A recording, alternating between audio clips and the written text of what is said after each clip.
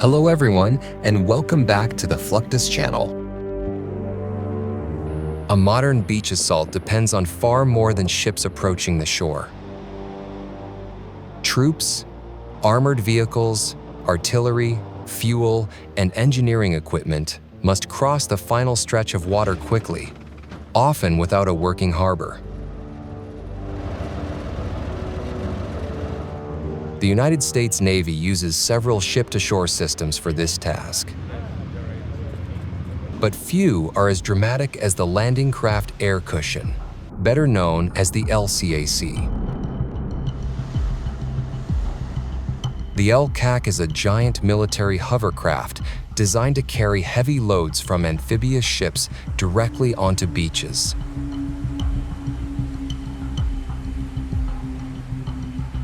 Instead of relying on a conventional hull, it rides on a cushion of pressurized air trapped beneath a flexible skirt.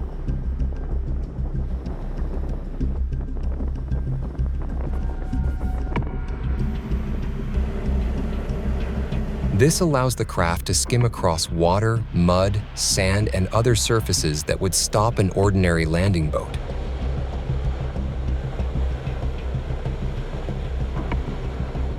Operations begin inside the well deck of an amphibious assault ship. The well deck is a large internal bay at the stern that can be flooded with seawater. Before launch, sailors and Marines prepare vehicles, inspect cargo restraints, and check the LCAC's engines, propellers, lift fans, controls, and communication systems. Once the cargo is loaded, crews secure it with chains and tensioning devices so nothing shifts during acceleration or rough movement. The craft then comes alive. Gas turbine engines start, lift fans force air beneath the hull, and the flexible skirt inflates. As pressure builds, the LCAC rises above the deck surface. Crew members confirm that the cushion is stable, remove final restraints, and signal that the craft is ready to move. The ship floods the well deck until the LCAC can float freely. With the stern gate open, the pilot advances the propellers and guides the craft out of the ship.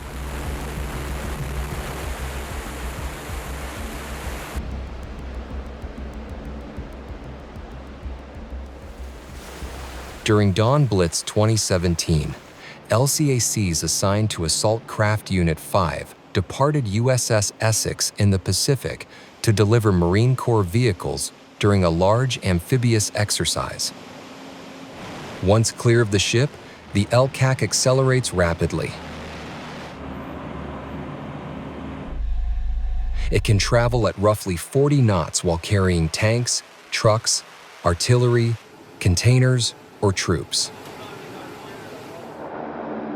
Because it rides above the surface, it can cross shallow water and reach far more coastline than conventional landing craft, limited by depth and beach slope. Approaching land, the pilot studies surf conditions, wind, obstacles, and the selected landing lane. The craft reduces speed but keeps enough lift to remain stable.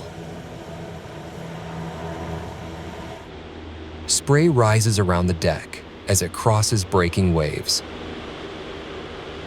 It then climbs beyond the waterline and continues over sand until it reaches a safe unloading point.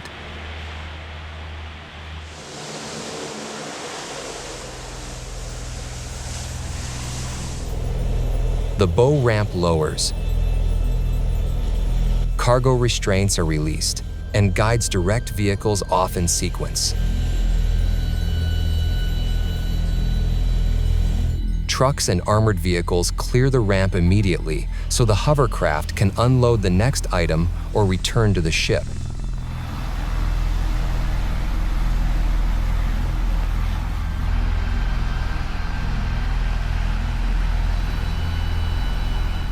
During large exercises, several LCACs may shuttle continuously between ships and shore, creating a moving bridge for combat power and supplies.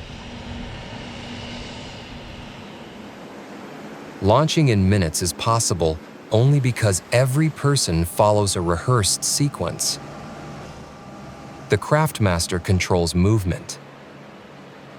Engineers monitor propulsion and lift systems. Loadmasters watch cargo.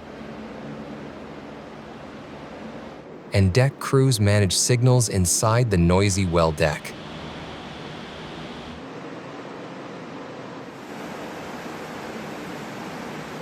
Heat, exhaust, water, and limited visibility leave little room for hesitation.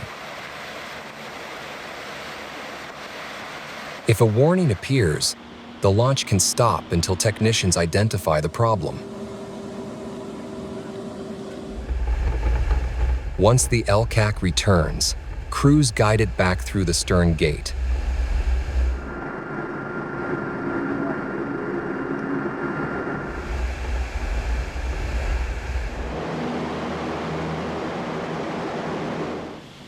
Lower the cushion, reconnect restraints, inspect the skirt, and prepare fuel and cargo for another run.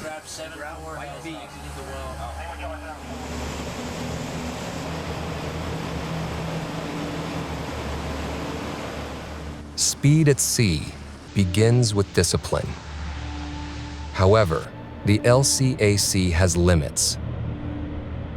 Its machinery is complex, its payload is finite, and its flexible skirt requires careful maintenance. These challenges help drive experiments with an even larger connector, one designed to carry heavier loads and cross more difficult terrain. The LCAC remains an essential part of American amphibious operations, alongside amphibious vehicles, helicopters, and smaller boats. Military planners have continued searching for ways to move even larger loads across beaches that are too difficult for current systems.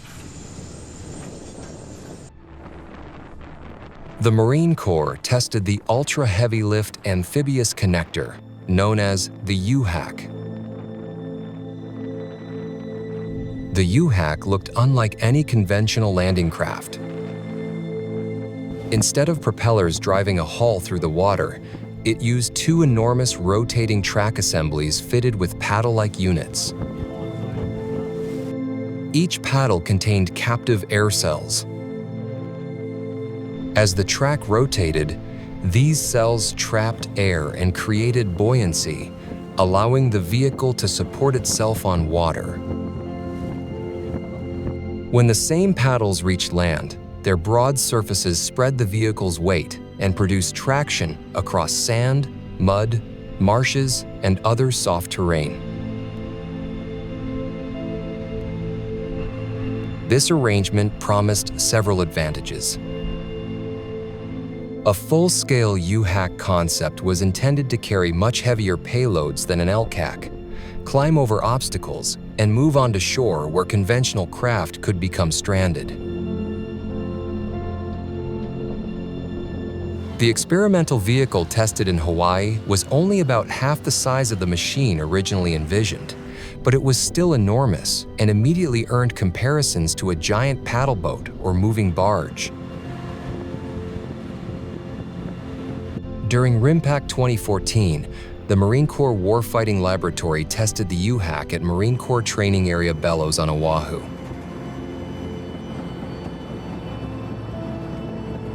The prototype traveled from ship to shore as part of an advanced warfighting experiment. It moved at approximately 4 knots, far slower than an LCAC, but speed was not its primary purpose. The goal was to study whether the track system could carry heavy equipment through terrain that existing connectors could not reliably cross. The mission began with inspections of the track assemblies, engines, controls, buoyancy cells, and cargo area. Operators started the vehicle and slowly brought the tracks into motion. As the paddles rotated through the water, their trapped air helped keep the platform afloat while their movement pushed it forward. The UHAC produced a steady, deliberate advance rather than the high-speed rush of a hovercraft. Approaching the beach, the machine did not need to transition from a hull to wheels.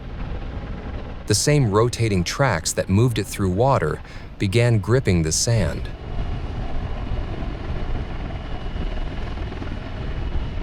The broad paddles reduced ground pressure, allowing the prototype to climb onto shore and continue inland.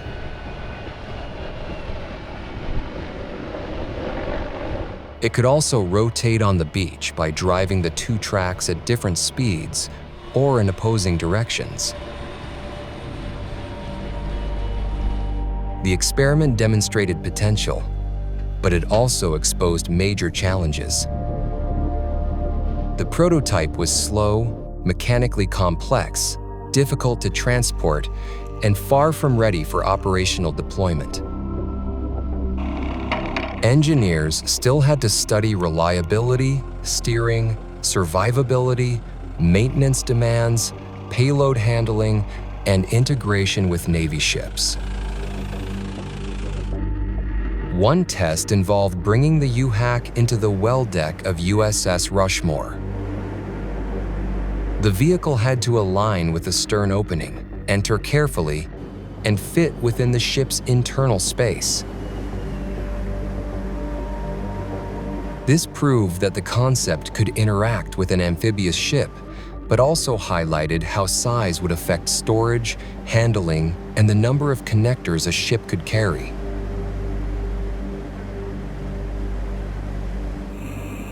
The UHAC never immediately replaced the LCAC. Instead, it served as a large-scale experiment that helped engineers understand captive air cell tracks and ultra-heavy ship-to-shore movement. Its value came from challenging assumptions about what an amphibious connector had to look like. Rather than floating like a boat or hovering above the surface, it crawled across both sea and land. That experiment also revealed a larger truth. Future beach assaults will not depend on one perfect craft. Fast hovercraft, armored vehicles, aircraft, unmanned systems, and heavy connectors may have to work together. The next challenge is giving those platforms better information before they reach the shore. Moving troops and equipment across the surf is only part of the problem. Commanders must also know what lies beyond the beach, where obstacles are located, and whether enemy forces are waiting inland.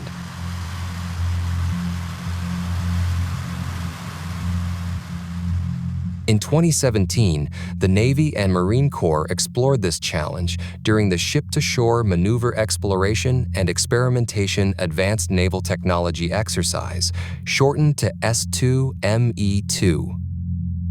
Held at Marine Corps Base Camp Pendleton, California, the event brought sailors, Marines, engineers, and developers together to test more than 50 technologies. Among the concepts were autonomous vehicles, unmanned boats, airborne sensors, communications equipment, and systems designed to share information across the force. Some helped units scout ahead. Others reduced the number of people exposed to mines, obstacles, or direct fire. Together, they aimed to clarify the landing area before Marines committed large formations. One demonstration involved launching a small drone from an amphibious assault vehicle. Marines prepared the aircraft, confirmed its controls, and sent it into the air. From above, its camera could examine beach exits, terrain, obstacles, and activity beyond the crew's immediate line of sight. That elevated view could be transmitted to personnel making decisions below. Instead of advancing blindly beyond dunes or structures, a unit could compare aerial information with maps and reports from other sensors. It extended the distance at which Marines could observe danger and help them choose safer routes. Vertical flight unmanned aircraft offered another advantage. These drones could rise from a vehicle, ship, or small clearing, hover over a point, and land vertically. Their sensors could watch routes, relay communications, or inspect areas difficult to reach from the ground. Radar systems added a different layer. Cameras depend on visibility, but radar can detect movement and objects through darkness, haze. When radar tracks, drone imagery, vehicle positions, and reports are combined, commanders receive a more complete operational picture. S2-ME2 also examined swarming unmanned surface vessels and self-driving amphibious vehicles. Multiple small boats could spread across an area, search for hazards, or carry sensors while reducing risk to crews. Each experiment tested not only whether a machine supplies, but whether it could communicate with the larger force during assaults. These technologies connect directly to the LCAC and UHAC story. The connector carries mass across water, while sensors and unmanned systems help choose the safest route. A drone may inspect the beach before a hovercraft arrives. Radar may track activity beyond the landing zone. Autonomous craft may search shallow water, while crewed vessels remain farther offshore. From the rapid LCAC launch to the crawling UHAC prototype and networked systems tested at Camp Pendleton, amphibious warfare is becoming a combination of lift, protection, sensing, and information. Their purpose remains the same: move Marines from ship to shore while reducing delay, confusion, and unnecessary risk.